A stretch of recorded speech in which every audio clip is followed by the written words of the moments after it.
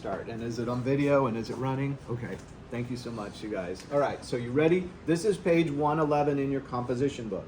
If you have these notes already written, you're turning to page 111 in your composition book. You shouldn't be writing while I'm doing this. You should have them already written. However, if you don't have them written yet, you can just go to creatormath.com and open up 111 and read through these on your screen, okay? How many of you, like my kids, my personal kids at home, don't always take their glasses to school, right? They can't even see the board in some classes. So that's why it's on your screen. That's why you can access it from creatormath.com and find 111. So you don't have to totally write this stuff as I'm talking. It would be really challenging, right? The unit we're in is rigid motions. This is the third lesson within it. I believe there are 6 total lessons within it. So we're going to be halfway through as of this lesson. You'll be halfway through rigid motions. Today's topic is translations. Okay, everybody say translation. So translation in geometry basically means to slide the shape. So if you're going to translate something in geometry, you're going to slide that shape around, right? And I'll talk about this kind of repeatedly as I'm going over it.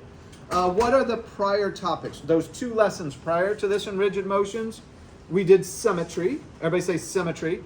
Symmetry. What's symmetry to you? What is symmetry in your mind? What is symmetry? Say it one more time. What is symmetry to you? Like symmetry, like so. Here's what I'm looking for symmetry, right? If you take a shape and you cut it in half, this side is exactly the same as this side. Does that make sense? Is that kind of what you're describing? No? Okay, fair enough. Well, that's what I'm going for in symmetry, all right? I'm going for the idea that if you've got a shape, give me an example of a shape that's symmetrical about one line of one axis. What's an example of a shape? Do you have one in your mind? Circle. Now a circle is very interesting, maybe the most interesting of what we talk about in symmetry. This is off on the topic of symmetry. If I can draw this circle right, how many lines of symmetry does the circle have? In other words, if you cut it and folded it over, it would lay right on top of itself, right? Is this a line of symmetry? Yeah, because you fold it over, it's exactly on top of itself. Is this a line of symmetry? Yeah. Okay, keep going. Is this a line of symmetry? Yeah, I appreciate it. Thank you, Gabriel. Do you see where we're headed with this, by the way? Okay, is this a line of symmetry? Yeah. Right? How many does this thing have? Well, as many lines as I can fit in here that go right through that center, those are lines of symmetry. So how many lines of symmetry does the circle have?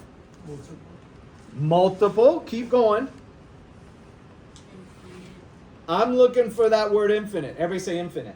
Infinite.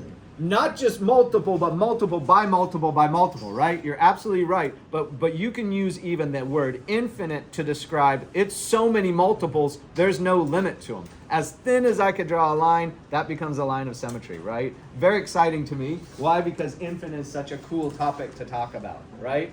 Who imagines that infinite exists in our world? Doesn't, and this is a little bit off topic, but doesn't everything in our world die? Right? Trees die, our pets die, we pass away, right? Everything dies, right? You give flowers to your significant other, they die, right? Okay, what doesn't die in math? Give me an example of, what is it?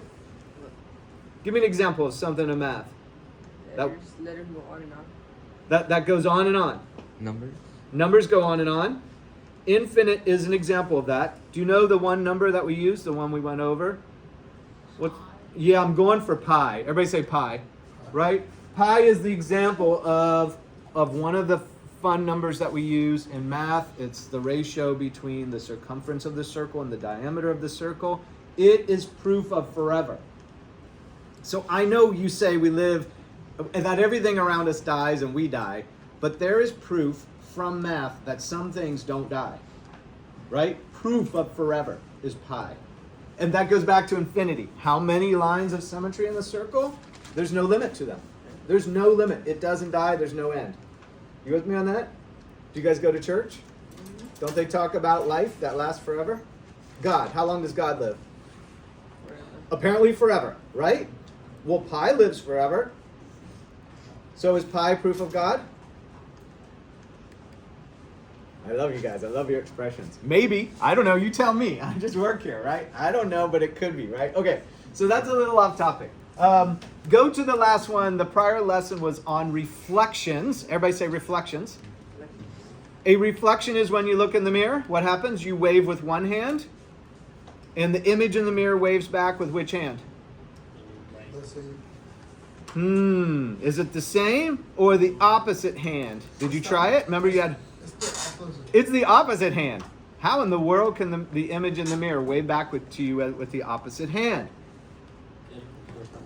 It's a reflection, right? And same with a shape. If you start with a shape and you reflect it about a line, you say the y-axis, go back to the prior lesson and look at those. That's a reflection. That's one of the rigid motions.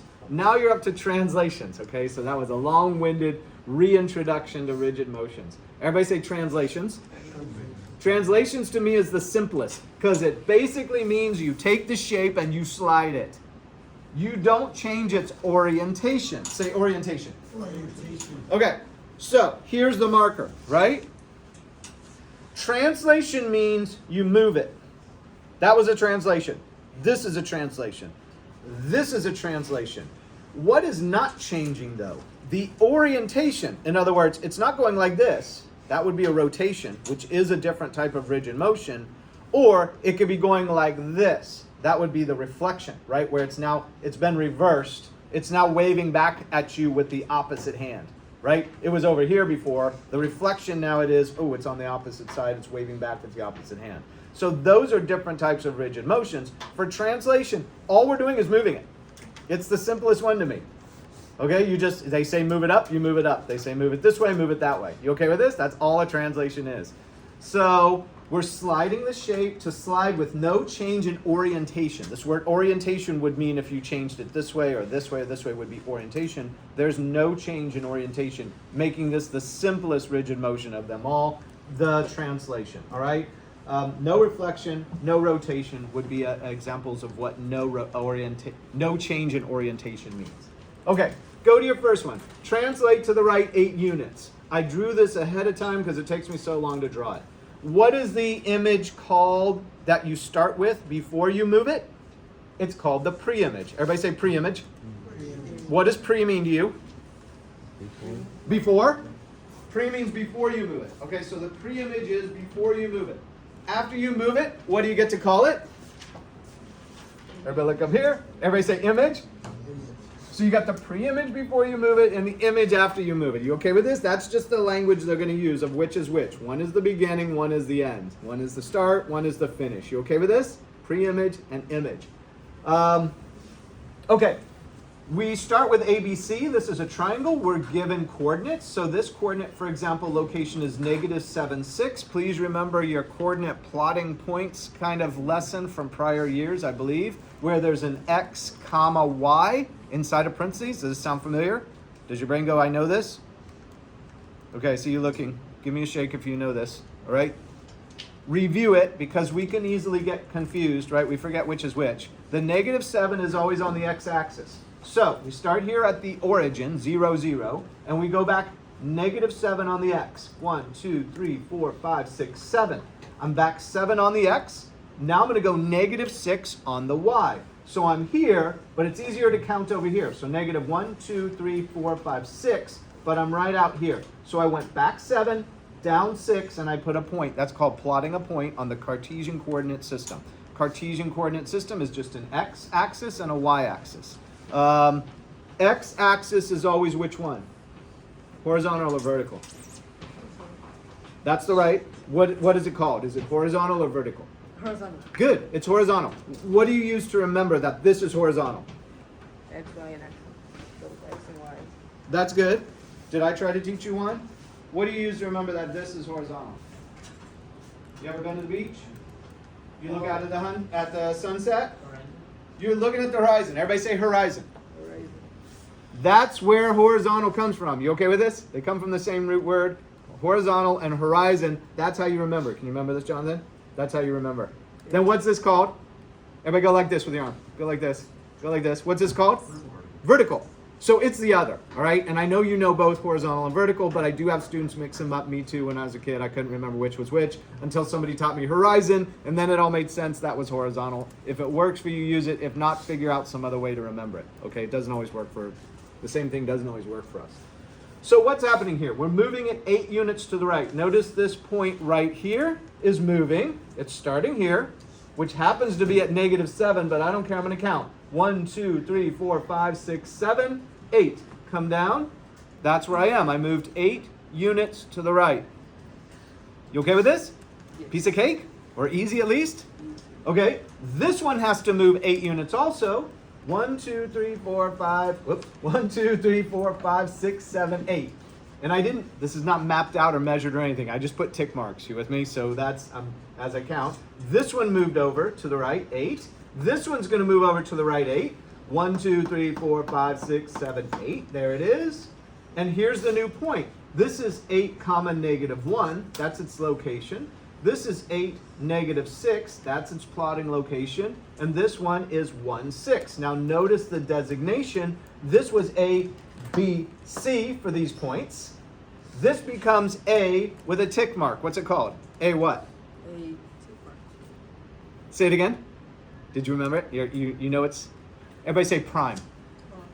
Say A prime. That tick mark is called a prime. That's it. You can have a double prime, a triple prime, etc. So A now moves to A prime. You okay with this? B moves to what? C. What does B move to? B starts here and moves to what? Look up here. B. Help me. Help me, help me.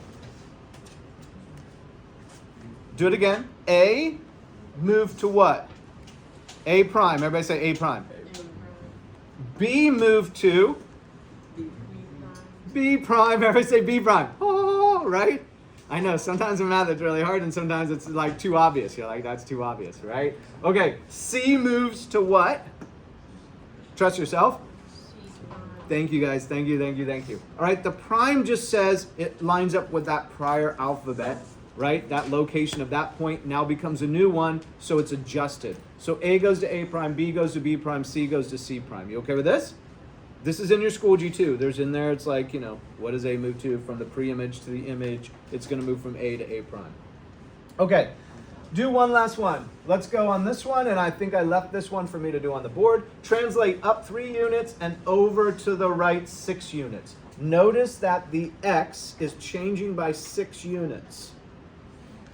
That would be the move to the right 6 units. Notice that the Y is going up 3 units. So the X is going +6, the Y is going +3. So if you start with this location and you add 6 to it here, right, you're going to be at a -1, -3, right? So we go up by adding these, and let's just count it because I'm going to count it and then reposition it. Let's go up 3 and then to the right 6. So you're going to go 1, 2, 3 right here, and you're going to go 1, 2, 3, 4, 5, 6. 2, 3 right here. Fair enough? New location, -1, -1, 2, 3, right? -1, -3. It was A, so this becomes A prime right here. That's the movement or translation of that one point. Is this okay? Again, piece of cake. Too much explanation maybe. So now we're going to do it again. Up 3 over 6 right here. Up 1, 2, 3 over 1, 2, 3.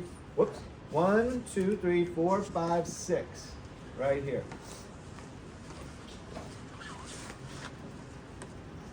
Right, and you can count it out. 1, 2, 3, 4, 5, 6, and 1, 2. So 6, 2. Good.